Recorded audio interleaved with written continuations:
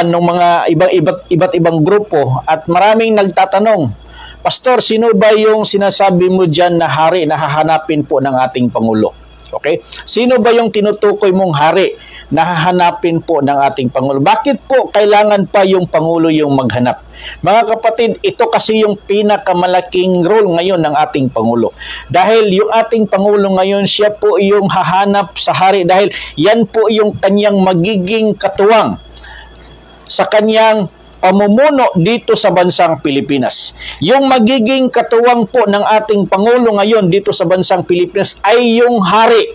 Kasi papasok na po yung implementation ng spiritual and material. Okay?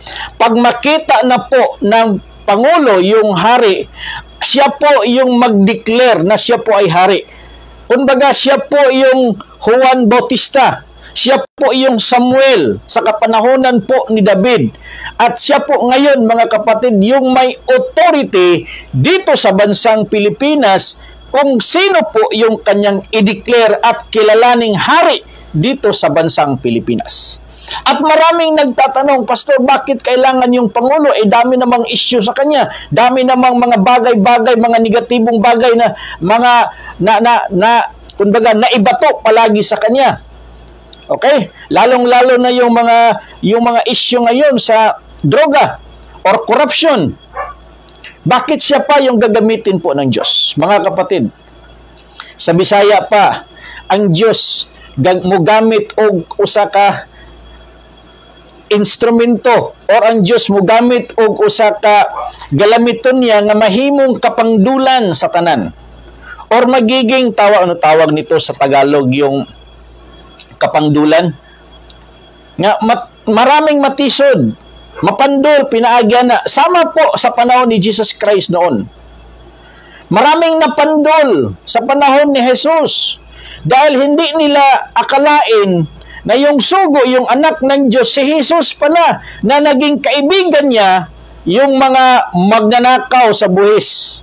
Yung mga tax collector, yung mga makasalanan yung nagiging kaibigan ni Jesus. So si Jesus that time, kumbaga, nagiging kapangdulan sa mga Parisiyo, kapangdulan sa mga Sanhedrin, sa mga Saduceus, sa mga pari. Dahil ang akala nila, yung Kristo, yung anak ng Diyos, doon po sa palasyo manggaling at hindi makisama sa mga makasalanan. Yun po yung akala nila sa Kristo na darating sa kanilang kapanahonan. Pero hindi nila alam na yung Kristo, yung Jesus na kanilang hinihintay, kaibigan ng mga makasalanan, kaibigan po ng mga tax collector, kaibigan po ng mga itinakwil sa lipunan. So yun po yung nagiging kapangdulan. Ngayon po yung ating Pangulo, maraming nagsasabi mga negative against po sa kanya, pero bakit siya po yung gagamitin? Dahil siya po yung maraming mapandol kung sa Bisaya patungod sa iya. Maraming mapandol, maraming hindi makapaniwala, pero yun po yung galaw ng Diyos. Yun po yung gawa ng Diyos. Magiging kamangha-mangha sa ating mga mata, magiging kagilagilala sa ating mga mata, na yung ginamit ng Diyos, imposible sa isip ng mga tao. Pero mga kapatid, ngayon sa ating kapanahonan ngayon, maniwala kayo sa hindi. Yung ating Pangulo ngayon ay ginagabayan po ng Espiritu, ginagabayan po ni Jehovah. Kaya huwag kang matakot, Pangulo. Kung anong mga nangyayari ngayon sa kapanahon, gagawin mo lang. Okay? Maniwala ka lang sa Diyos, gagabayan ka hanggang matuntunan mo yung hari na maghahari dito sa bansang Pilipinas. Yun po yung programa dito sa Pilipinas. Yung magiging katuwang ng Pangulo, yung hari. Hindi pangalawang Pangulo. Hindi Senado, hindi Kongreso. Yung katuwang ngayon, sa kapanahonan ngayon, sa mga naiwan pang mga taon ng ating Pangulo, yung katuwang niya, yung hari na maghahari dito sa bansang Pilipinas. Kaya this is now the transition period, transition time, na itong ating Pangulo, papasok na siya sa spiritual na gawain, hanapin niya yung magiging hari sa Pilipinas, at yun po yung magiging katuwang niya sa pagpapatakbo ng bansang Pilipinas. Kaya yung sinabi ko po nung nakaraang linggo, madali lang Okay? Madali lang solusyonan ang korupsyon na problema sa ating bansa. Madali lang solusyonan ang korupsyon. Maniwala kayo sa ngalan ng Divine Government of the Philippines. Sa ngalan po ng Diyos, madali lang solusyonan ang korupsyon sa Pilipinas kapag mahanap na po ng Pangulo yung hari na maghari dito sa Pilipinas. Maraming ngayong nag-aangkin na sila po'y hari. Maraming tumatawag ngayon, Pastor, yung sinasabi mong hari, ako na po yan. Hinihintay na lang po namin na darating po yung Pangulo. Well, mas maganda po kung kayo na po dyan yung hinahanap. Mas maganda kung nandyan po sa inyo yung hari na hinihintay. Dahil espiritu po yung masusunod. Okay? Espiritu po yung masusunod. Espiritu yung hahanap ng katawan. Hindi yung katawan yung hahanap sa espiritu. Ang espiritu yung hahanap sa katawan. Kung saang katawan, kung sinong katawan ang pinasukan ng espiritu ng anak ng Diyos upang magiging hari sa bansang Pilipinas. Yan po mga kapatid, ang malaking mangyayari ngayon dito sa Pilipinas kung ang ating bansang Pilipinas ini-anticipate po nila yung the big one, yung malaking lindol.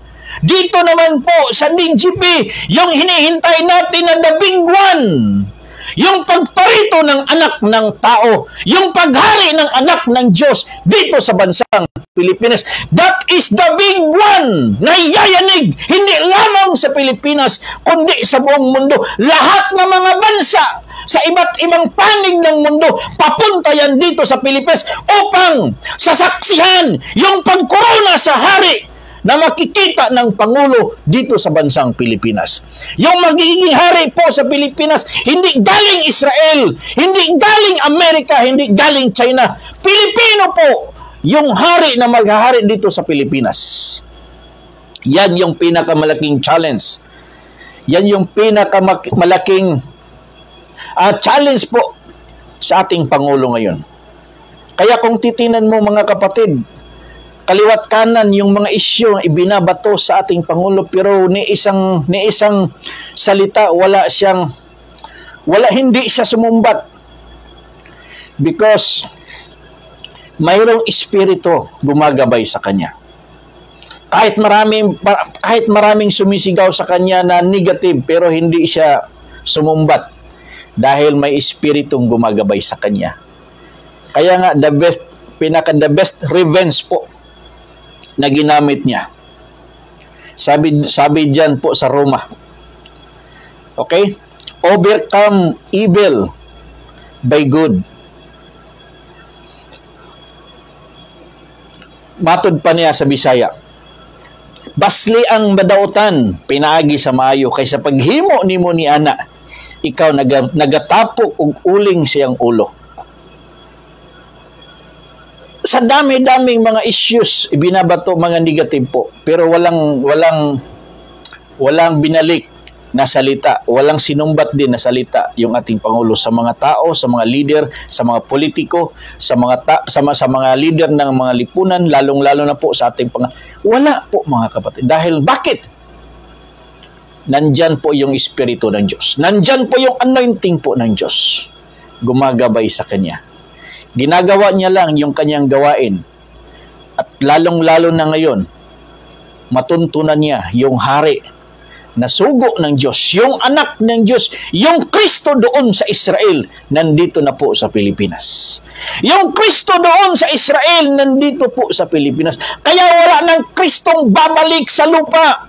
Wala ng Kristong babalik po dito sa Pilipinas dahil matagal na pong nandito yung Kristo. Yung kulang na lang yung kanyang paghahari at makilala po siya dito sa bansang Pilipinas at yung magpakilala sa kanya, yung ating mahal na Pangulo Ferdinand Bongbong Marcos ang magpapakilala sa kanya. Kaya maraming mga tumatawag sa akin, Pastor, sino yung sinasabi? Hindi ko pa kilala, sabi ko. Pero one thing for sure, mayroong haring darating. At yung sugo po ngayon, yung Pangulo, hahanapin po niya yung hari.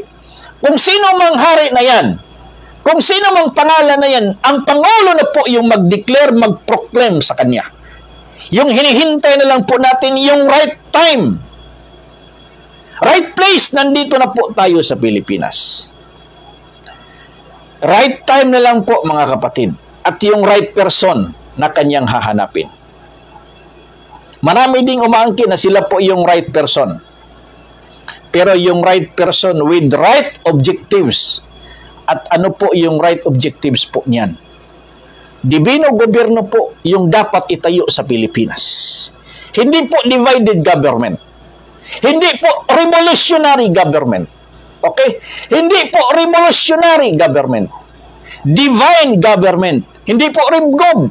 Dibgob, mga kapatid. Dibgob. Dibino gobyerno. Hindi po revolutionary government. Okay?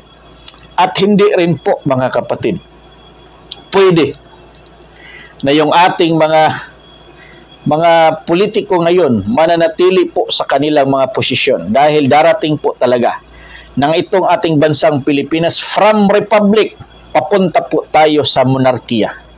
Papunta po tayo sa monarchy kung saan uupo yung hari, nandyan po yung reyna, nandyan po yung mga ministers, nandyan po yung prime minister. At itong Pilipinas ngayon, mga magiging kakaibang bansa ito sa lahat po ng bansa sa buong mundo na hindi pa nangyayari mula pa sa kapanahonan po nila ni David, ni Solomon, hanggang sa kapanahonan ni Jesus, hanggang sa kapanahonan po ng mga Roman that time. Hindi pa ngayon pa lang mangyayari sa ating kapanahonan na itong bansang Pilipinas magiging haring bansa sa buong mundo sa pamamagitan ng dibino gobyerno, hindi sa pamamagitan ng digmaan, sa pamamagitan ng pagpapatupad ng batas ng Diyos. Kaya magiging empire itong bansang Pilipinas, not because of war but because of divine government. Magiging empire itong bansang Pilipinas sa pamamagitan po ng dibino gobyerno. Hindi sa pamamagitan ng digmaan. Kaya kilalanin po ang bansa sa buong mundo na ito po yung bansa na pinili po ng Diyos. At tayong mga Pilipino, tatawagin tayong bayan ng ating Diyos. At yung Diyos Ama ay tatawagin natin siya ang ating Diyos. Kaya ngayon, mga kapatid, okay, kaya ngayon ang pinakapanahon na mangyayari, matupad na po yung programa ng Diyos. Kaya palagi kong sinasabi ng itong ating Pangulo ngayon, siya po yung magiging huling Pangulo ng bansang Pilipinas dahil yung kasunod niya hari po. Kaya bago matapos po yung kanyang termino, mahanap na po niya yung hari na magiging katuwang niya sa pagpatakbo ng bansang Pilipinas. Hari po. Dahil siya po ay tigre, hahanapin po niya ang leon. Dahil magpartner po ang tigre at leon. Hindi po magpartner ang tigre at saka agila. Okay? Hindi magiging partner ang tigre at agila. Tigre at leon, partner po yan. Lalapain po nila ang buhaya at iba pang mga masasamang damo dito sa bansang Pilipinas. Kaya nga sinabi ko, madali lang solusyonan. Okay? Madali lang solusyonan ang korupsyon sa ating bayan. Korupsyon dyan sa Senado, dyan po sa taas, sa nasyonal, papunta po sa lokal, madali lang po yang susolusyonan ang korupsyon. Maraming nagtanong, Pastor, paano? Sabi ko, hindi pa pwede sabihin kung paano. Pero alam po ng inutusan kung paano, kung ano po yung kanya, paano po niya gagawin, solusyonan yung korupsyon. So ganun po, mga kapatid, yung programa ng Diyos. Hindi yung mga, kaya nga nung sa sinasabi ko na karangling, dapat isigaw ng mga realista ngayon, dibino gobyerno. Hindi resign. Hindi solusyon yung resign. Yung solusyon po dyan, dibino gobyerno. Hindi resign. Dapat yung sigaw ng mga realista, BBM, Divine Government of the Philippines na, hindi BBM resign. Dapat Divine Government, BBM, hanapin mo yung hari. Huwag kang matakot dahil ginagabayan ka ng Diyos, ginagabayan ka ng Espiritu. Upang matuntunan mo yung programa ng Diyos, programa ng ng Dibino gobyerno sa Pilipinas. At yung hari po, yung magiging katuwang mo sa pagpapatakbo dito sa bansang Pilipinas. Kaya maraming magbabago. Kaya nga nung sinasabi ko, itong mga nangyayaring mga lindol ngayon, nawasak po yung mga syudad, nawasak po yung mga malalaking building, nawasak po yung mga iba't ibang mga infrastruktura, nawawasak po lahat, nadaanan po ng lindol. Programa po yan, mga kapatid ng Diyos. Maniwala kayo sa hindi, nakasulat po yan na dapat pong mangyayari. Kaya nga, uulitin ko nung nakaraan. Matod pa niya, Jeremiah chapter 10. Okay? Jeremiah chapter 10 verse 10. Sa iyang kasuko, ang yuta mukurog. Okay, ulitin ko. Sabi niya po dito, Jeremiah chapter 10 verse 10. Apan si Jehovah, mao ang matuod nga Dios. Si Jehovah ang mao ang matuod nga Dios. Siya mao ang Diyos nga hari. Okay? Siya ang Diyos nga buhi ug ang hari nga walay katapusan. Sa iyang kasuko ang yuta mukurog ug ang mga nasod dili makapagbilin sa iyang kasuko. Kung ang Diyos nga si Jehovah masuko, ang yuta mukurog ug ang mga nasod dili makapabilin diha sa iyang atubangan nga di pod mangurog ang mga nasod. Kay matod pa niya, mao kini ang igaingon ninyo kanila, ang mga Diyos nga wala magbuhat sa kalangitan ug yuta kini mga hanaw gikan sa yuta o gikan sa ilalom sa yuta. Kasi marami ding nag-angkin na sila ang Diyos. Okay? Maraming angkin na sila na po yung Diyos, sila na po yung luwalhatiin, sila na po yung sasambay, lalong-lalo na po sa mga founder. Inaangkin na po nila na sila ng Diyos, sila yung creator. Sila na yung dapat luwalhatiin, sila na po yung sasambahin sa kanilang mga membro. Okay? Kaya, sinabi po niya dito sa verse 11, okay, huwag ka munang magtawag, may nagtawag. Huwag mo nang magtawag, mother. Maputol yung live natin. Kaya verse 11, mao kini ang igaingon ninyo kanila, ang mga Diyos nga wala magbuhat sa kalangitan ug yuta kini mga hanaw. Ngano mga hanaw man, dahil maraming dag-angkin-angkin na sila po yung Diyos. Sila na po yung sambahin. Sila na po yung luwalhatiin, lalong-lalo na po sa mga founder ngayon. Siya na po yung niluwalhati ng kanilang mga membro. Sila na po yung tinitingala, iniidolo ng mga membro nila. Pero sabi po dito ni Jehovah, mao kini ang igaingon ninyo kanila, ang mga Diyos nga wala magabuhat sa kalangitan ug yuta kini mga hanaw gikan sa yuta ug gikan sa ilalom sa kalangitan. Gibuhat niya ang yuta pinaagi sa iyang dahom. Gitukod niya ang kalangitan pinaagi sa iyang kinaadman. Gibuklad ang kalangitan pinaagi sa iyang mga salabutan. Sa pagpagula niya sa iyang tingog, adunay kasamok sa tubig. Sa pagpagula niya sa iyang tingog, adunay kasamok sa tubig sa kalangitan. Ug iyang pasakaon ang mga alisngaw gikan sa kinatumyan sa yuta. Siya magabuhat og mga kilat alang sa ulan og nagapagula sa hangin gikan sa iyang mga tipiganan. Dali mga kana, mo na tinuod nga Dios, mo na tinuod nga luwalhatiin, mo na tinuod nga creator. Okay? Kana makapagula sa hangin kung asa niya ginabutang ang hangin. Kana makapagula sa kilat. Kana makapagula sa mga butang nga binuhat sa Diyos. Maman gani nga matod pa dinhi. Gikinahanglan simbahon ang creator, dili ang mga nagpaaron ingnon nga sila na ang Diyos, sila na ang Pero pag-abot sa katapusan, namatay ramon pod. Yan, niangkon na nga Diyos. Okay? Yan po mga kapatid. Dapat sana sa mga membro. Hindi man natin gisalikway ning mga founder sa mga spiritual groups. Pero kung kamo na gani ang simbahon sa inyong mga membro, oy, pagbantay kay basig gisulayan ra ka sa espiritu. Imo mga membro luhod-luhod ampo-ampo sa imo wa kabalo nga gikuhana ka sa Dios og kinabuhi.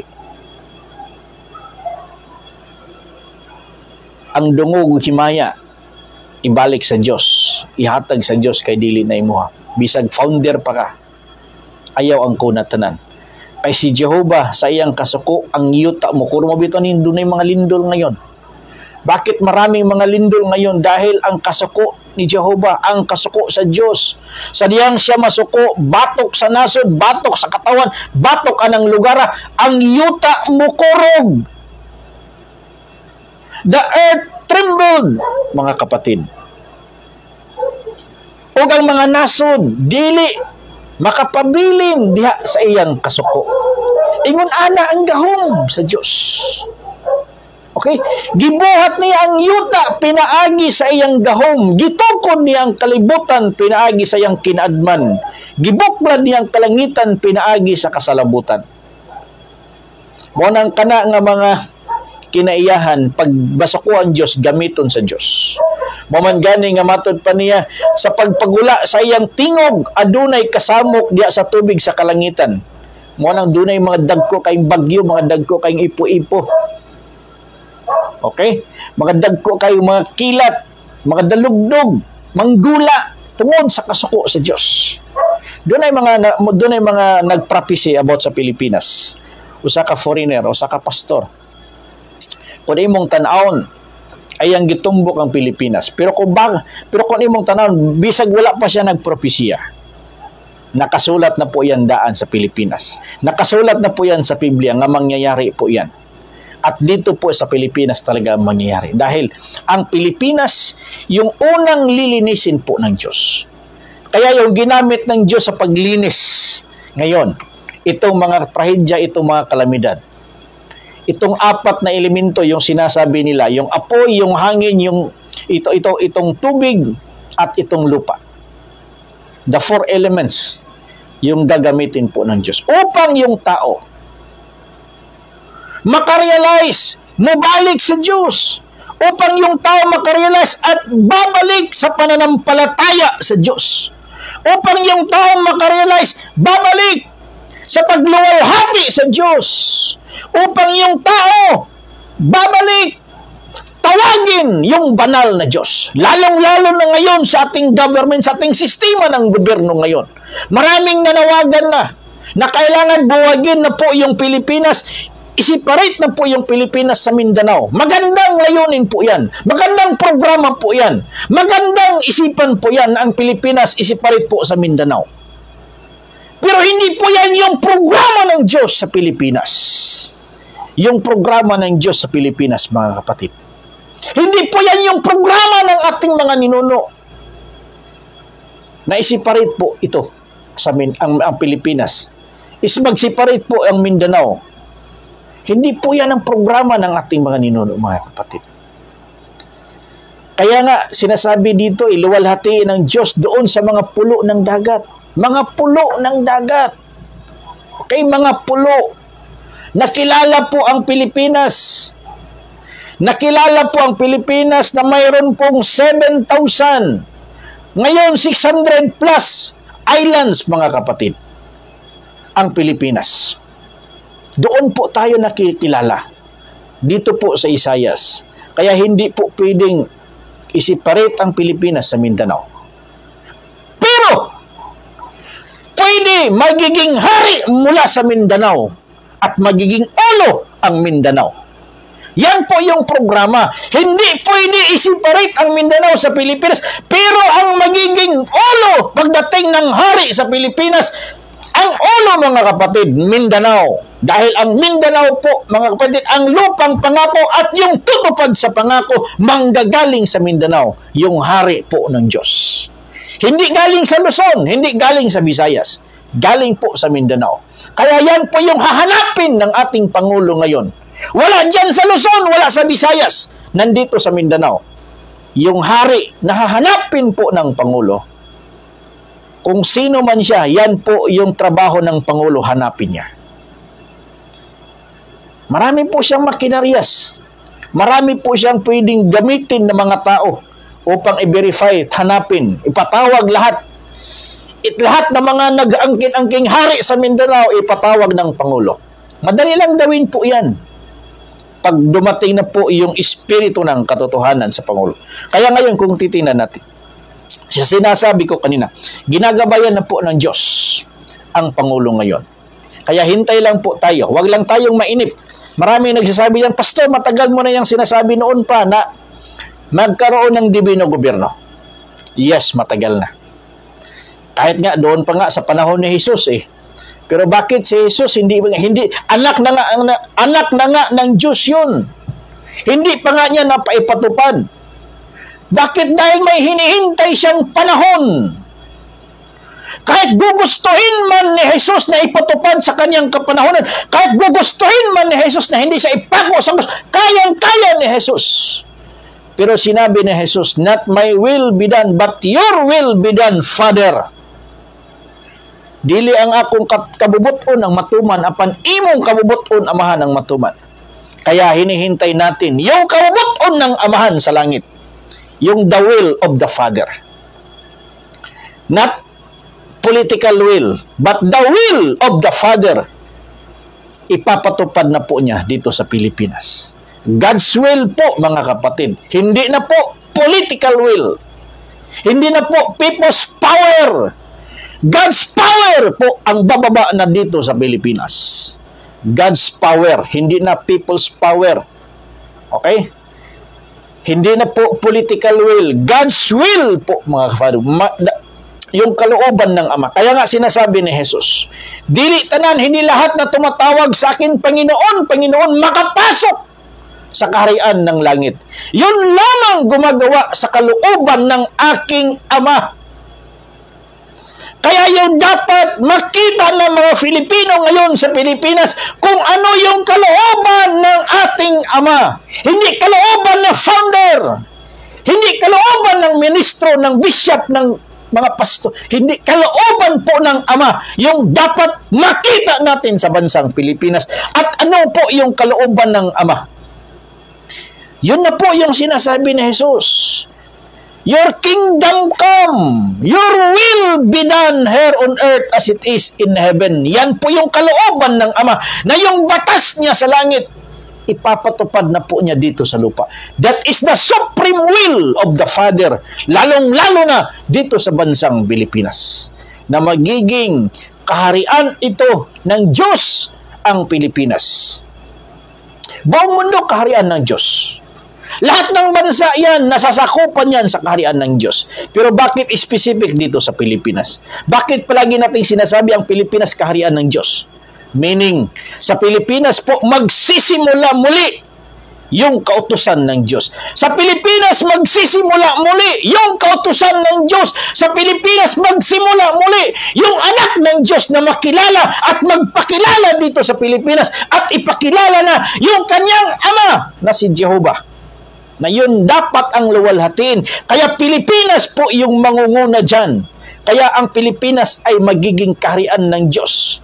In the sense na yung kanyang kalooban magiging batas na po ng bansang Pilipinas. Yan po yung essence kung bakit ang Pilipinas kaharian ng Diyos. Kasi maraming nagtanong, bakit mo sinasabi na Pilipinas lang ba yung kaharian ng Diyos? No. Buong mundo, universe, langit at lupa, makita man at saka hindi makita. Yan po yung kaharian ng Diyos. Pero bakit po Pilipinas yung sinasabi natin? Yung kalooban ng Ama sa langit, dito muna makikilala sa Pilipinas. Dahil lahat ng mga bansa ngayon, kahit yan ay nasasakupan sa kaharian ng Diyos, hindi pa lang nila kinikilala yung kanilang Creator. Kaya Pilipinas po yung pinili po ng Diyos upang itong Pilipinas ang magpakilala sa Creator na mayroong Diyos na maghari dito sa sanlibutan. Pilipinas ang pinili niya upang magpakilala sa totoong Diyos. Kaya nga, yung makilala dito sa Pilipinas, yung anak ng Diyos, yung maghari, at yung anak ng Diyos na yan po yung magpapakilala sa totoong Diyos na dapat luwalhatiin mula silanganan papuntang kanluran. Yan mga kapatid, na dapat maintindihan na mga spiritual na grupo ngayon. Yan po yung dapat maintindihan ng mga founders ngayon. Yan po yung maintindihan ng dapat mga membro ngayon. Na kung sinugo yung inyong founder, dapat alam ng founder. Dapat hindi si founder ang luwalhatiin nyo. Hindi si founder ang sambahin nyo. Yung nag-utos sa kanya, yung nagpili sa kanya, yung nagsugo sa kanya, yung dapat ipaluwalhati ni founder, hindi si founder ang luwalhatiin. Okay? Yun mga kapatid, yung programa. Maraming napahamak dyan. Kaya nga doon sa Oseas chapter 4 verse 6, maraming napahamak na mga katauhan sa Diyos. Maraming napapahamak dahil sa kakulangan sa kaalaman. Dito sa Pilipinas, ayaw nating maraming Pilipinong mapahamak dahil sa kakulangan sa kaalaman. Kaya ito na po ngayon dapat makita ng sambayanang Pilipino. Lalong-lalo na dyan sa hangay ng gobyerno, sa spiritual man, sa religious man, dapat makilala po nila na itong Pilipinas ang napiling bansa ng Diyos na kanyang paghaharin. At dito po mag-umpisa luwalhatiin po yung ating dakilang lumikha na si Diyos. At tayo mga Pilipino, yung luluwalhati sa kanya, hindi ibang bansa. Pilipinas, dahil tayo po yung binigyan ng kaharian ng Diyos. Kaya tayo mga Pilipino ang luluwalhati sa ating dakilang. Dahil sinabi po niya dyan, luwalhatiin ang Diyos sa Israel na umalis nandito na sa Pilipinas. Luwalhatiin natin yan sa pamamagitan po sa pagkilala sa kanyang mga gawa. Kaya walang kahit sinong makapangyarihang Pilipino dito sa Pilipinas na pwedeng hamunin ang Diyos. Mayroong ibang grupo dyan. Okay? May mga ibang grupo na hahamunin ang Diyos. Huwag kapatid, huwag mong hahamunin ang Diyos. Dahil wala tayong kalaban-laban sa Diyos kapag ang Diyos na ang magalit. Kaya nga, kung ang Diyos ay magalit, ang yuta mo kurog, magkalindol-lindol manggani. Magkapandol-pandol manggani ita. Magkapandol-pandol manggani nga mangita og kataguan aron di lang gyud madatugan, matabunan, mahulugan. Sa iya pa lang ng kasuko, ang yuta mo kurog, how much more kung ikaw na mismo kuhaon sa Diyos ang kinabuhi nga gihatag niya kanimo. Tungod kay kanang kinabuhi away pulos, di kabalo mo ila, mo simba sa iyang Creator. Ganun, mga kapatid. Yun dapat yung programa na dapat maintindihan ng mga Filipino ngayon.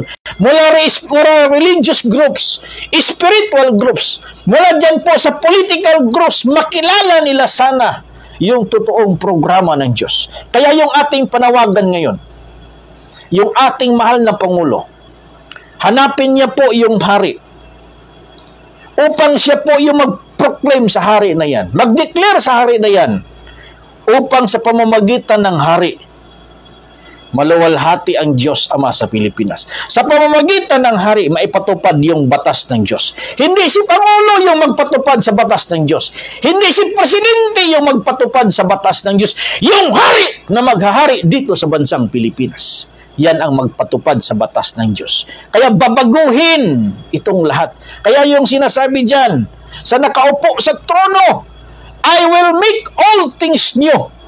Sabi niya dyan. Basahin nga natin. Pinadayag.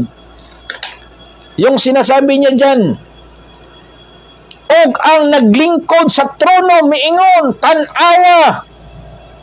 Ginabag-o ko ang tanang mga butang. Usab miingon siya, isulat mo kini kay kining mga pulunga kasaligan ug matuod. Kaya pagdating ng panahon, pag-upo ng hari sa kanyang trono, babaguhin niya ang sistema ng bansang Pilipinas. Ang gobyerno ng bansang Pilipinas. Babaguhin din niya yung ekonomiya sa Pilipinas. Babaguhin din po niya yung lahat po ng mga infrastruktura sa Pilipinas. Kaya nga itong mga nagkasira-sira ngayon, mayroong malaking restoration. Mayroong malaking restoration. Kaya nga kung titinan po natin dyan sa Manila, grabing traffic. Okay? Nagkabuhol-buhol yung traffic dyan. Masikip na masyado. Pero kung titinan mo sa mga probinsya, malapad pa masyadong bakante. Okay?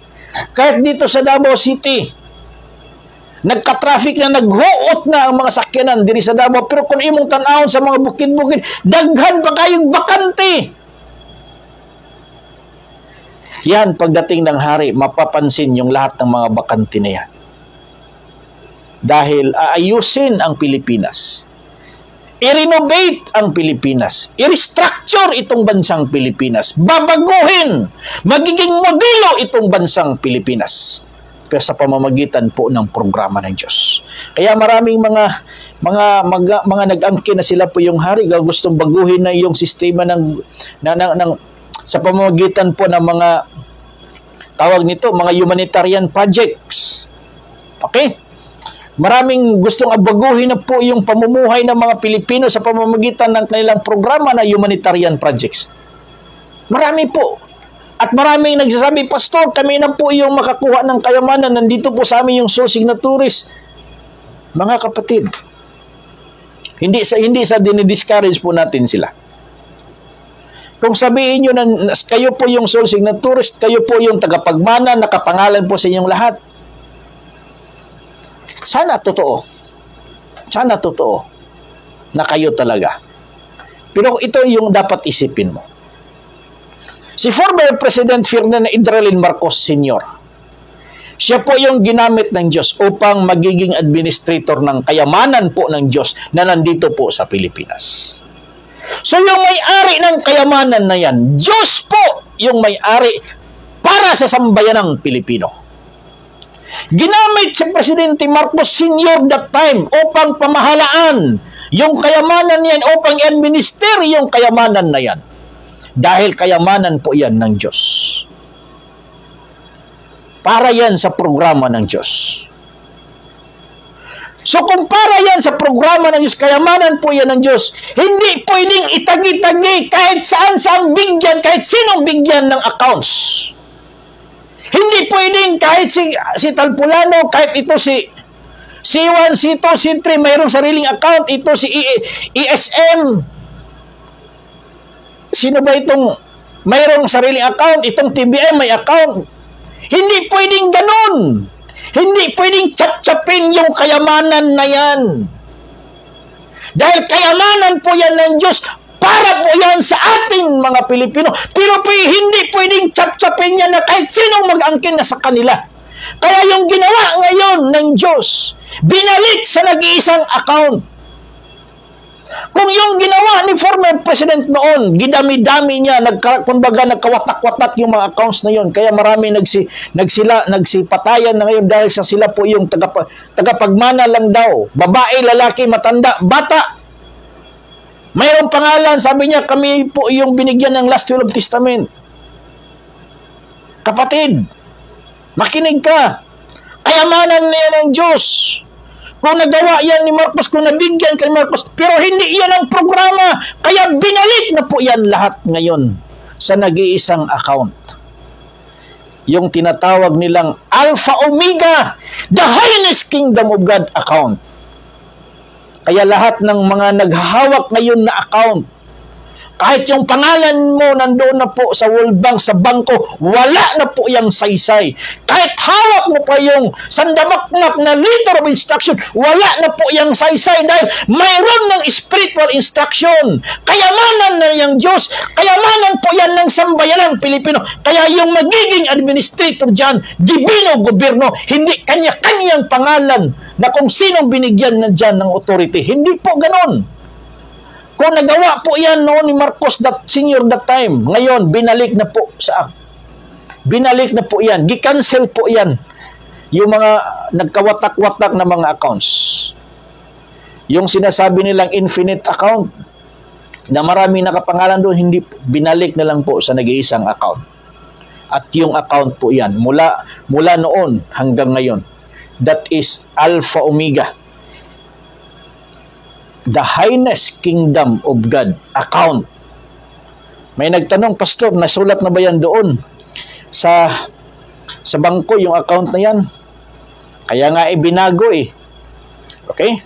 Hindi mo talaga makuha yung Xerox na kopya doon, yung hard copy doon na itong pangalan na ito na account. Hindi po. That is spiritual instruction. Kaya binago na po yung lahat ng LOI na sinasabi po nila na sila po yung keepers, so signatories, wala na po yun. Wala nang saysay yun dahil hindi pwedeng chap-chapin yung kayamanan ng Diyos. Na ang kinin ng isang tao, ang kinin dito, ang kinin, hindi po ganon. Kaya ibinalik po sa nag-iisang account. Alpha Omega, the highest kingdom of God. Divine wealth. Yan po mga for His divine people. Given by divine creator. And the administrator is divine government. Yan po mga kapatid.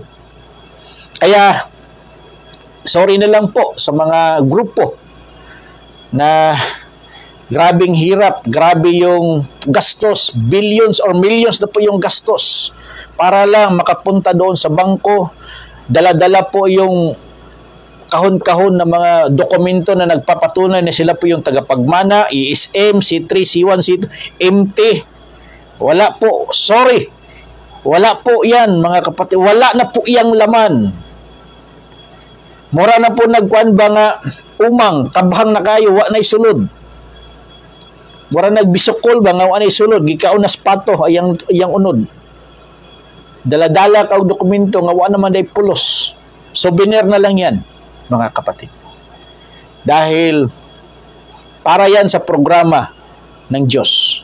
Kaya yung divino gobyerno po ng Diyos, yung magpapatupad yan. Hindi po yung individual yung magpapatupad yan. Para po yan sa mga anak ng Diyos. At mapalad po kung sinong mapipili, maiiwan na mga Filipinong mga anak ng Diyos. Yun po yung makikinabang sa mga kayamanan na yan. Kaya mapalad sana tayo kung sa ating kapanahunan ngayon. Kaya nga yung ating panawagan palagi na sana makita na ng Pangulo yung hari dito sa Pilipinas. Sana makita na po ng Pangulo. Sana itong mensahe natin ngayon, dumating na sa ating Pangulo. Yung mensahe natin ngayon. Sana yung espiritu ng katotohanan dumating na sana sa ating Pangulo ngayon. Na itong mga oras na ito, na siya po ay magmuni-muni at hahanapin na niya yung hari, dahil yan po yung kanyang mission, yung sugo niya ngayon sa Pilipinas. Para po magiging katuwang niya sa pag-asikaso ng bansa. Katuwang niya po sa pagpalago ng bansa. Hindi po pangalawang Pangulo, hindi po. Hindi po si BP Sara yung kanyang katuwang sa pagpalambo sa nasod sa Pilipinas. Hari yung kanyang katuwang, dapat hanapin niya dito sa Pilipinas. Siya po ay bilang tigri, hahanapin po niya ang leon. Okay? Hahanapin po niya ang leon. Dahil leon po yung hari. Leon ang hari sa kagubatan. Kaya yung tigri alalay niya. Kaya hanapin po ng tigri yung leon. Kaya mga kapatid, dapat maintindihan ngayon ng mga Filipino na kung anong mga nangyayari ngayon sa Pilipinas. Dapat yung mga Filipino mamulat na sa katotohanan, hindi lamang sa simbahan. Okay? Kahit diyan sa simbahan lisod kayo pamulatin sa katotohanan yung simbahan kasi ang sa simbahan kasi hindi baling magunaw itong mundo dahil pupunta sila sa langit. Okay? Hindi baling magunaw ito bahay, hindi baling magkabitak-bitak, masira na yung kanilang bahay, basta hinihintay nila yung rapture at pupunta sila sa langit. Okay? So ganun mga kapatid. Pero dapat maintindihan nila na wala doon ang langit, dito lang sa Pilipinas. itong pangatlong langit na sinasabi po sa Biblia. So ganun mga kapatid, dapat itong una yung mga religious brothers and sisters po natin. Lalong-lalo na po din po sa mga spiritual na grupo na panatiko masyado. Sa mga politiko po na, mga political supporters na panatiko masyado. Okay? Dapat maintindihan na natin ngayon na itong mga nangyayari sa ating kapanahunan ngayon, this is the Lord's doing. Kung inihintay nila yung the big one na yayanig sa Pilipinas, yung 7.2, 7 point something, pero yung ating hinihintay na the big one, yung bugtong na anak ng Diyos na maghahari sa bansang Pilipinas, yan ang the big one. The only begotten Son of the living God, Jehovah. Yan po yung yayanig sa buong mundo. Bakit yayanig kapag dito sa Pilipinas makikilala? Yayanig ang buong mundo dahil akala ng Israel doon sa kanila babalik. Akala ng Amerika doon sa kanila. Akala ng Korea doon sa kanila babalik yung Kristo. Akala ng Europa doon sa kanila babalik yung Kristo. Hindi nila alam na dito pala sa Pilipinas makikilala. Yan po yung the big one na yayanig sa buong mundo. Hindi po itong the big one ngayon na hinihintay nilang magnitude 7, okay? 7 something or 8 na hindi po yan. The big one is the only begotten Son. Yung bugtong anak ng Diyos, yung Kristo na makikita, makilala dito sa bansang Pilipinas. At yan po yung hanapin ng Pangulo. Bilang siya ang Pangulo, siya po yung pinaka may full authority na mag-declare ng hari sa Pilipinas. Maraming gideclare na hari ngayon sa Pilipinas. Mga reyna, hari. Nag-declare po ng kanilang kasamahan, gideclare po ng kanilang membro, gideclare po ng ibang grupong spiritual upang sila'y magiging hari. Pero what next? After na sila'y nakoronahan. Anong nabago sa Pilipinas after na sila'y nakoronahan? Wala! Pero itong hari ngayon na darating at makilala po, i-declare ng Pangulo at makilala po ng buong sambayan ng Pilipinas. Sasama po yung mga heavenly bodies. Sasama po yung mga hindi makikita na nandito lang sa paligid natin. Maghudyaka sila kay nakaplagan na ang hari na maghari dito sa bansang Pilipinas. Thousands and millions of heavenly bodies makisabay para sa paghalap sa hari na maghari dito sa bansang Pilipinas. Yan po yung utos, misyon ng ating Pangulo ngayon. Yan po yung kanyang katuwang na maghari dito sa Pilipinas. Kaya sana, mahal na Pangulo Ferdinand Bongbong Marcos, marinig mo ito, mahanap mo na yung katuwang mo sa pagpalaganap ng bansang Pilipinas. Yan po yung pinaka-mission mo ngayon. Bago matapos itong termino mo. Bago matapos itong termino, makikita mo na yung hari. Makikita mo na yung hari. Okay? Pero hindi natin pwedeng sabihin, mag-una-una na punta sa Pangulo. Kita na hinoy naghatag niya klo. Mayroong mga clue, hanapin niya doon sa lupang pangako. Yun ang clue. Pero yung pangalan, kahit ako mismo hindi ko pwedeng sabihin yung pangalan. Baka hindi po yun, mga kapatid. Pero pagdating na po ng Espiritu, yung Espiritu ng Ama, papasok doon sa Pangulo. Yun po yung gagabay sa Pangulo kung saan, sinong katawan, saang tao, saang tribo, saang lahi, saang bansa, saang bayan, saang lugar, saang barangay, hahanapin niya yung hari. Espiritu, yung gagabay sa kanya. Yung espiritu ng katotohanan, yung gagabay sa kanya. Dahil yung espiritu ng katotohanan, yan po yung magsasabi sa buong katotohanan kung anong programa ng Diyos dito sa bansang Pilipinas. Kaya yung espiritu ng katotohanan, yung gagabay sa kanya. Kaya mga kapatid, hindi po ako galit. Okay, hindi po ako galit. Nagpapaliwanag lang po tayo sa programa ng Diyos.